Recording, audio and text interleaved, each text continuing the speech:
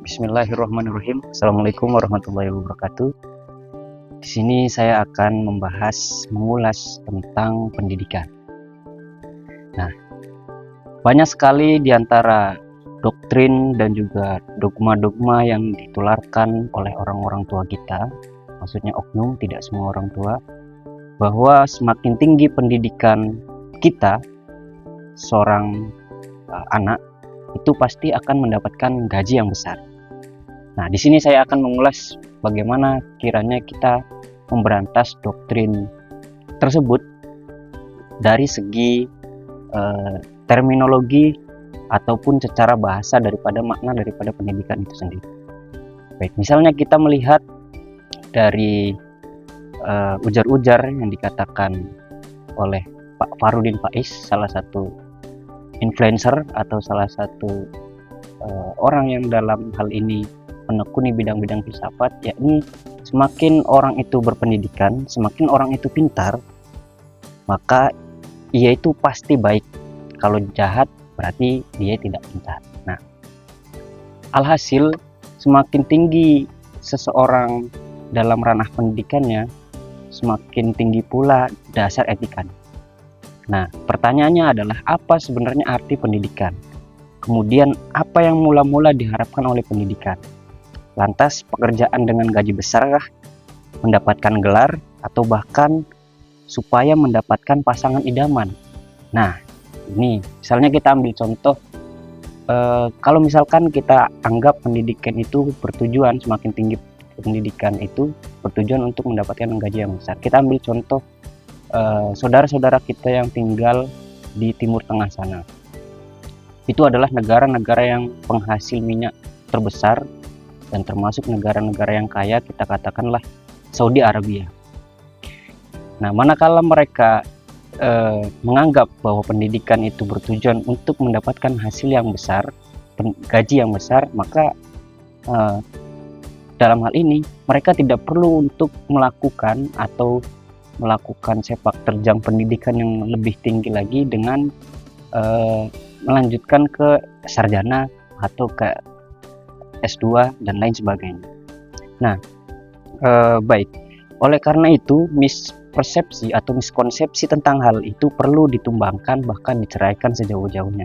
Dan ini mungkin sesat dan juga menyesatkan. Nah, mungkin ulasan ini sangat idealis, tapi kita coba lihat secara etimologi atau secara bahasa, apa sih yang dimaksud dengan pendidikan. Misalnya kita melihat secara bahasa Inggris misalnya, pendidikan kita kenal sebagai education. Nah, di sini education adalah bermakna pelihara dan juga latih, itu secara bahasa. Atau dalam bahasa Arab itu biasa dikenal dengan tarbiyah, yang bermakna pelihara dan juga latih. Nah, dari bahasa saja di situ sudah memaparkan bukan pada slip gaji besar, profesi, jabatan, dan lain sebagainya. Lalu bagaimana secara terminologi atau definisi yang diajukan oleh para pemikir atau para akademisi? Jangan jauh-jauh, kita katakanlah suhu pendidikan kita, yaitu Ki Hajar Dewantara, elok rasanya kita mengikuti pemikiran atau definisi yang beliau tawarkan. Beliau membedakan antara pendidikan dan juga pengajaran. Nah, apabila pengajaran itu hanya berlaku pada sisi kognitif saja, maksudnya adalah tidak disertakan sisi-sisi batin rohani yang jauh lebih esensial. Nah, lalu itu adalah pengajaran. Nah, pendidikan itu maknanya lebih luas lagi. Nah, pendidikan itu bahwa manusia tidak hanya menjadi makhluk yang memiliki sisi lahir saja, melainkan memiliki sisi batin. Nah, sehingga pengajaran berimplikasi pada kehidupan lahir, maksudnya intelektual, kemudian cara berpikirnya, cara pandangnya. Nah, sedangkan pendidikan jauh ke dalam sanubari seorang manusia. Nah, untuk itu dari sini kita bisa melihat bagaimana makna pendidikan bukan pada sisi zahir, yakni gaji, profesi, jabatan, dan lain sebagainya yang bersifat material. Nah, oleh karenanya bagaimana kemudian kita menentukan sikap sebagai pembelajar, sebagai akademisi, sebagai mahasiswa tentunya untuk melawan doktrin-doktrin, untuk memberantas dogma-dogma yang sudah sudah terdengar di masyarakat luas.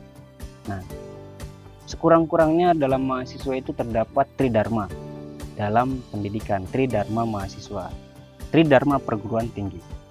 Nah, maksudnya adalah kita secara sadar menjalani proses pendidikan, lalu secara sadar melakukan penelitian dan juga pengabdian kepada masyarakat untuk kemudian itu di-upgrade kualitas diri sendiri lebih-lebih dalam cakupan yang lebih luas lagi.